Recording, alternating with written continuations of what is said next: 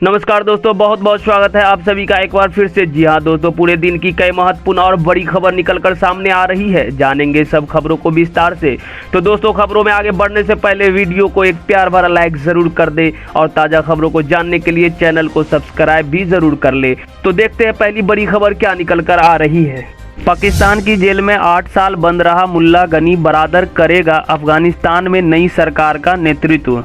अफगानिस्तान में तालिबान आज यानी शनिवार को नई सरकार के गठन का ऐलान करेगा। इस बीच न्यूज एजेंसी रॉयटर्स ने खुलासा किया है कि मुल्ला अब्दुल गनी बरादर अफगान सरकार का नेतृत्व करेगा, यानी उसका अफगानिस्तान का अगला राष्ट्रपति बनना तय है। अफगानिस्तान में तालिबान की सरकार के गठन का ऐलान शुक्रवार को ही होना था, लेकिन अब इसे एक दिन के लिए टाल दिया गया है।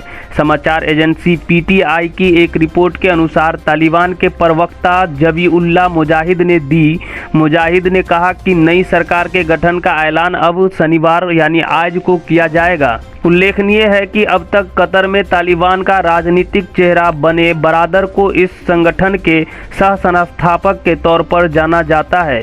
उसका कद तालिबान के मौजूदा प्रमुख हैबतुल्लाह अखुंदजादा के बाद सबसे बड़ा है। एबीपी न्यूज सी वोटर का सर्वे, पंजाब में सत्ता पर काबिज हो सकती है आम आदमी पार्टी, भाजपा का खाता खुलना मुश्किल। पंजाब में अगले साल होने वाले विधानसभा चुनाव से पहले राज्य का सियासी मूड भांपने के लिए एबीपी न्यूज सी वोटर ने एक सर्वे किया है।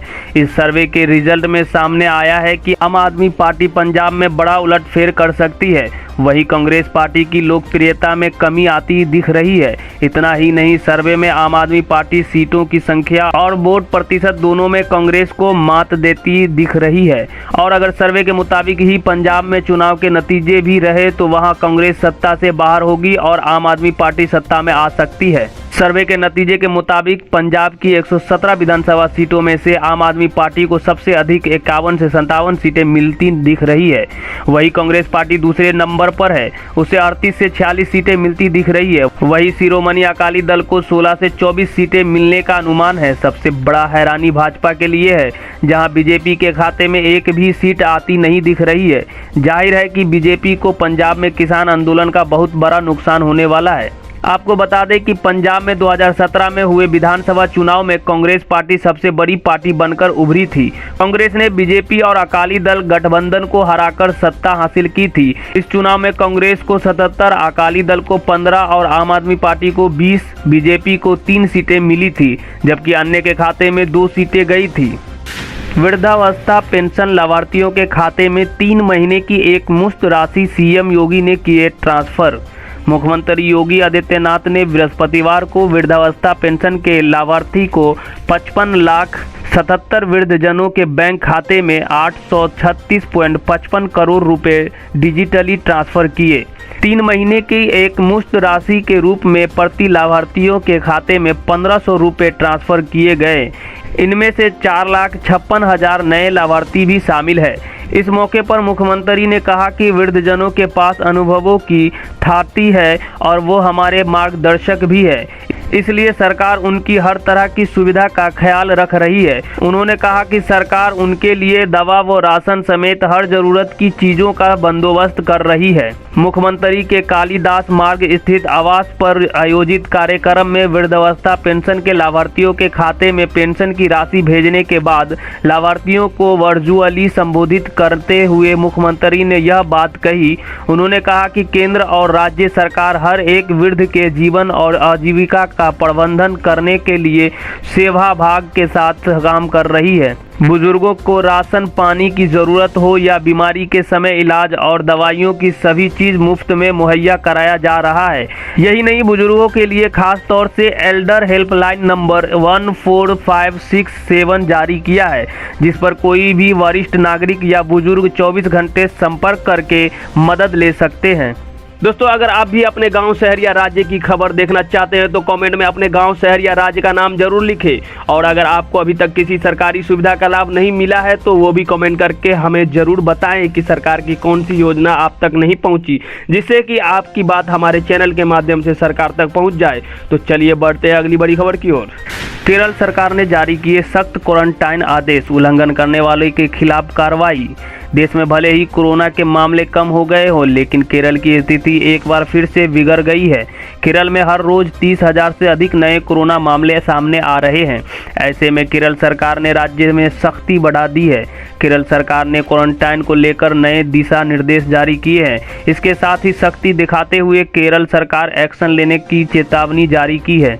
केरल सरकार की ओर से शुक्रवार को जारी आदेश के मुताबिक क्वारंटाइन के नियमों का उल्लंघन करने वाले के खिलाफ सख्त कार्रवाई की जाएगी। आदेश में कहा गया है कि आपदा प्रबंधन अधिनियम, केरल राज्य महामारी अधिनियम और अन्य प्रासंगिक कानूनी प्रावधानों को लागू किया जाएगा। बयान में कहा गया है कि उपरोक्त एजेंसियां ऐसे क्वारंटाइन किए गए व्यक्तियों को आवश्यक वस्तुओं की होम डिलीवरी प्रदान करने में भी सहायता प्रदान करेगी और अन्य प्रासंगिक कानूनी प्रावधानों के तहत संरोधक के मानदंडों का उल्लंघन करने वाले के खिलाफ कार्रवाई की जाएगी। गाय एकलौता पशु जो सांस में ऑक्सीजन लेता भी है और छोड़ता भी है। इलाहाबाद हाई कोर्ट के जज ने हाल ही में मांग की थी कि गाय को राष्ट्रीय पशु घोषित किया जाए। इलाहाबाद उच्च न्यायालय के न्यायमूर्ति शेखर कुमार यादव ने कहा था कि वैज्ञानिक मानते हैं कि गाय एकलौता ऐसा पशु है जो सांस लेते समय ऑक्सीजन ही लेता है और ऑक्सीजन ही बाहर निकालता है। कोर्ट ने गौकशी के एक आरोपी की बेल याचिका को खारिज करते हुए 12 पेज का आदेश में ये बात कही है। गौ हत्या के आरोपी एक व्यक्ति की जमानत याचिका खारिज करते हुए न्यायमूर्ति यादव ने यह भी कहा है कि गाय ही एकमात्र पशु है जो ऑक्सीजन लेती और छोड़ती भी है तथा गाय के दूध, उससे तैयार दही तथा घी, उसके मूत्र और गोबर से तैयार पंचगव्य कई औषधीय रोगों में लाभकारी है। हिंदी में लिखे अपने आदेश में जस्टिस शेखर कुमार यादव ने दावा किया है, भारत में यह परंपरा है कि गाय के दूध से बना हुआ घी यज्ञ में इस्तेमाल किया जाता है। ऐसा इसलिए क्योंकि इससे सूर्य की किरणों को विशेष ऊर्जा मिलती है जो अंततः बारिश का कारण बनती है। गोवा मणिपुर में फिर से सत्ता पर काबिज हो सकती है बीजेपी, कांग्रेस को बहुमत नहीं। यूपी, उत्तराखंड, पंजाब, गोवा और मणिपुर में अगले साल विधानसभा चुनाव होने हैं। इन राज्यों में राजनीतिक दलों के चुनाव की तैयारियां शुरू कर दी है। इस बीच एबीपी न्यूज और सी वोटर ने राज्यों का हाल जानने के लिए सर्वे किया है। गोवा में बीजेपी एक बार फिर से सरकार बना सकती है।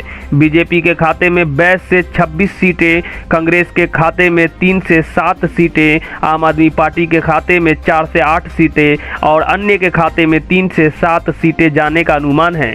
एबीपी न्यूज सी वोटर के मुताबिक गोवा में बीजेपी को 39%, कांग्रेस को 15% और आम आदमी पार्टी को 22% और वहीं अन्य को 24% वोट हासिल हो सकती है। 2017 में पिछले विधानसभा चुनावों में कांग्रेस सबसे बड़ी पार्टी के रूप में उभरी, जिसने 60 में से 28 सीटें जीतकर बहुमत से 3 सीट दूर रह गई थी। भाजपा 21 सीटें के साथ दूसरे स्थान पर रही, लेकिन एनपीपी एनपीएफ के 11 विधायकों और निर्दलीय उम्मीदवारों के समर्थन ग्राम दर्शन पोर्टल के जरिए घर बैठे दूर होगी लोगों की समस्याएं। जानिए हरियाणा सरकार की यह नई सुविधा। हरियाणा में अब ग्राम दर्शन पोर्टल के जरिए ग्रामीणों की समस्याएं घर बैठे ही दूर होगी। रोहतक के डीसी कैप्टन मनोज कुमार ने ग्राम दर्शन पोर्टल की जानकारी देते हुए बताया कि ग्रामीणों को अगर कोई शिकायत है या फिर कोई सुझाव देना है तो कहीं जाने की जरूरत नहीं। रोहतक के डीसी कैप्टन मनोज कुमार ने ग्राम दर्शन पोर्टल की जानकारी दी। डीसी कैप्टन मनोज कुमार ने कहा कि ग्राम दर्शन पोर्टल विकास कार्यों में ग्रामीणों की सीधी भागीदारी सुनिश्चित करने के लिए ग्राम दर्शन पोर्टल शुरू किया गया है। इस पोर्टल में विकास कार्यों संबंधी कोई भी प्रस्ताव सीधे सरकार को दिया जा सकता है। साथ ही लोग गांव के विकास कार्य संबंधित शिकायत भी इसमें दे सकते हैं। केवल वही आवेदक इस पोर्टल पर शिकायत दर्ज कर सकेंगे जिसका परिवार पहचान पत्र होगा। कैप्टन मनोज कुमार ने कहा कि पोर्टल पर सुझाव या शिकायत दर्ज करते ही एक आईडी जनरेट होगी जो कि आवेदक को एसएमएस के माध्यम से मिलेगी। इसके साथ ही आवेदक को समय समय पर कार्रवाई की अपडेट सूचना एसएमएस के जरिए मिलती रहेगी। पोर्टल पर आवेदक न्यूनतम 50 अक्षरों में शिकायत दर्ज कर सकते हैं। आवेदक को ग्राम दर्शन पोर्टल पर कम से कम 50 अक्षरों में अपनी बात कहनी होगी। इसके अलावा आवेदक फोटो अपलोड करने अपनी समस्या या सुझाव सरकार के समक्ष रख सकेंगे। दिल्ली एयरपोर्ट पर स्पाइस जेट के 150 कर्मचारियों ने रोका काम। कंपनी ने कहा कोई विवाद नहीं। कोरोना काल में अच्छी कंपनियां आर्थिक संकट में जूझ रही है, जिसका असर उन कंपनियों में काम करने वाले कर्मचारियों पर पड़ा है। इसमें स्पाइस जेट एयरलाइंस कंपनी भी शामिल है, जिसने अप्रैल महीने में अपने कर्मचारियों की 50% सैलरी रोक ली थी, जिसका भुगतान अभी तक नहीं किया गया है। अब कर्मचारियों ने इसका विरोध करना शुरू कर दिया है। दरअसल कंपनी के करीब 150 कर्मचारियों ने शुक्रवार को दिल्ली के इंदिरा गांधी हवाई अड्डे पर काम रोक दिया है। हालांकि एयरलाइंस का कहना है कि कर्मचारियों के साथ इस मुद्दे को सुलझा लिया गया है और फ्लाइट संचालन प्रभावित नहीं हुआ है। स्पाइस जेट एयरलाइंस ने एक बयान में कहा है, दिल्ली एयरपोर्ट पर स्पाइस जेट के कर्मचारियों के एक वर्ग के साथ समस्या का समाधान कर लिया गया है और कर्मचारी काम पर लौट आए हैं। स्पाइस जेट का उड़ान संचालन सामान्य बना हुआ है। आपको बता दें कि कंपनी का ये बयान ऐसे समय में आया है जब स्पाइस जेट के एक पूर्व पायलट ने DGCA को पत्र लिखकर वेतन कटौती की शिकायत की थी।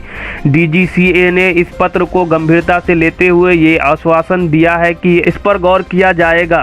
हनी सिंह के पेरेंट्स को होना होगा कोर्ट में पेश, बहू शालिनी तलवार ने लगाए गंभीर आरोप। बॉलीवुड सिंगर और रैप हनी सिंह अपनी पत्नी शालिनी तलवार द्वारा लगाए गए घरेलू हिंसा के आरोपों का सामना कर रहे हैं। शालिनी ने दिल्ली की 30 हजारी जिला अदालत में दायर अपनी याचिका में ससुराल वालों पर भी कई गंभीर आरोप लगाए हैं। इस मामले में सिंगर योयो हनी सिंह सुनवाई के दौरान आज कोर्ट में पेश हुए, जहां उन्होंने अपनी बात रखी। शालिनी और हनी सिंह की दलीलें सुनने के बाद न्यायालय ने सुनवाई की। अगली तारीख 28 सितंबर तय की गई है। कोर्ट ने अगली सुनवाई में हनी सिंह के माता पिता को भी कोर्ट में पेश होने का निर्देश दिया है। मेट्रोपॉलिटन मजिस्ट्रेट तानिया सिंह ने हनी सिंह और उनकी पत्नी को अपने चैम्बर में 1.5 घंटे से अधिक समय तक समझाया। इस दौरान जज तानिया सिंह ने कहा कि शालिनी रविवार को 2 वकीलों और सुरक्षा अधिकारियों के साथ अपने ससुराल जाएंगी और वहां से अपना सामान ले आएंगी। शालिनी के ससुराल जाने के दौरान उनकी वीडियोग्राफी की जाएगी। मीडिया रिपोर्ट के मुताबिक जज के सामने हनी सिंह और शालिनी तलवार ने उनकी बातों पर हामी भर दी है। रिलायंस के शेयर में जबरदस्त उछाल, तोड़े सारे रिकॉर्ड, मार्केट कैप फिर से 15 लाख करोड़ के पार। शुक्रवार को हफ्ते के आखिरी कारोबारी दिन रिलायंस के शेयर में बड़ा उछाल देखने को मिला। रिलायंस के शेयर में आज 4.16% की तेजी देखने को मिली और ये 2389 रुपये के स्तर पर बंद हुआ। आपको बता दें कि रिलायंस के शेयर के दाम अपने ऑल टाइम हाई मूल्य पर पहुंच गए। वहीं 16 दिसंबर 2020 को रिलायंस के शेयर के दाम 2369 रुपये पहुँच गया था, जो उच्चतम मूल्य था। वहीं ये आंकड़ा आज टूट गया है और रिलायंस के शेयर नए रिकॉर्ड स्तर पर पहुँच गए। मनोहर राणा की गिरफ्तारी पर रोक से HC का इनकार, धार्मिक भावनाएं भड़काने का है आरोप। शायर मनोहर राणा को हाईकोर्ट से राहत नहीं मिली है। हाईकोर्ट लखनऊ ने मनोहर राणा की गिरफ्तारी पर रोक लगाने से इनकार कर दिया है। मनोहर राणा पर महर्षि वाल्मीकि की तुलना तालिबान से करने का आरोप है। इस मामले में लखनऊ की हजरतगंज कोतवाली में उनके खिलाफ मुकदमा दर्ज किया गया था। मनोहर राणा ने गिरफ्तारी पर रोक और FIR रद्द करने के लिए हाईकोर्ट में अर्जी दी थी, जिसे कोर्ट ने खारिज कर दी। मनोहर राणा ने तालिबान की तुलना रामायण के रचयिता महर्षि वाल्मीकि से की थी। मनोहर राणा ने मीडिया को दिए गए एक इंटरव्यू में कहा था, वाल्मीकि रामायण लिखने के बाद भगवान बने, उससे पहले वो एक डाकू थे। व्यक्ति का चरित्र बदल सकता है। इसी तरह तालिबान अभी के लिए आतंकवादी है, लेकिन लोगों के चरित्र बदल जाते हैं। इसको लेकर हिंदू संगठनों ने विरोध जताया था। राणा के खिलाफ लखनऊ में FIR दर्ज कराई गई थी। कई जगह राणा के खिलाफ विरोध प्रदर्शन भी हुए। सराफा बाजार में सोने के दाम में 235 रुपये प्रति 10 ग्राम की गिरावट देखने को मिली। आज सोने का दाम 47,284 रुपये प्रति 10 ग्राम पर रहा। वही चांदी की कीमत में 256 रुपये प्रति किलोग्राम की गिरावट देखने को मिली। इससे चांदी की कीमत 63,845 रुपये प्रति किलोग्राम पर रहा। तो दोस्तों आइए जान लेते हैं आज के मौसम समाचार को। देश के कई राज्य इस वक्त बाढ़ का कहर झेल रहे हैं। बिहार के करीब 16 जिले बाढ़ के कारण प्रभावित हैं। इन सब के बीच मौसम विभाग ने आज एक बार फिर दिल्ली सहित कई राज्यों के लिए बारिश का अलर्ट जारी कर दिया है। दिल्ली में देर रात हुए बारिश से मौसम एक बार फिर सुहावना हो गया है। दिल्ली मौसम विभाग ने 8 तारीख तक के लिए राज्य में येलो अलर्ट जारी किया है। तो ये थी अब तक की सभी बड़ी खबरों की अपडेट। टुडे ब्रेकिंग न्यूज और लेटेस्ट खबरों को देखने के लिए हमारे चैनल को सब्सक्राइब जरूर कर ले, वीडियो लाइक और शेयर जरूर कर दे अपने दोस्तों रिलेटिव के साथ। तो दोस्तों आपसे फिर मिलेंगे काम की खबरों और सरकारी योजना की एक और नई वीडियो के साथ। तब तक के लिए धन्यवाद।